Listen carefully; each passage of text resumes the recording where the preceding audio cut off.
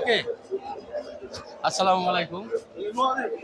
দেখেন, আমরা চরমোনাই মাহফিলে আসছি। মাহফিলে গোসল করার যে একটা সুবিধা আছে সুন্দর, দেখেন কত সুন্দরভাবে সবাই গোসল করতেছে। ওই পানি কিন্তু নদী থেকে বা অন্য কোনো জায়গা থেকে আনার ব্যবস্থা করছে। আসলে এত পানি কিন্তু এই পুকুরে ছিল না। প্রত্যেকটা পুকুরে শুধু যে চাষা দেখেন উজু করতেছে, কত সুন্দরভাবে উজু করতেছে।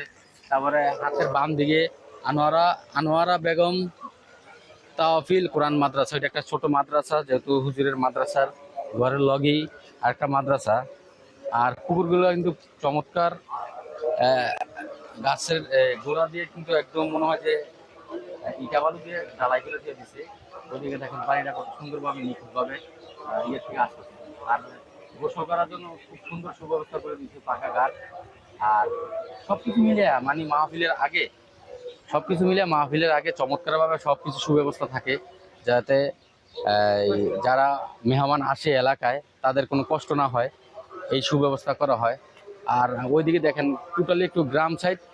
আমরা কিন্তু আরো আরো অনেক ভিতরে এবং ডিপে যাব, গিয়ে দেখবো যে আসলে আশেপাশে চমৎকার কি কি ব্যবস্থা আছে, আপনারা দেখানোর চেষ্টা করব। ভালো থাকবেন, আসসালামু আলাইকুম।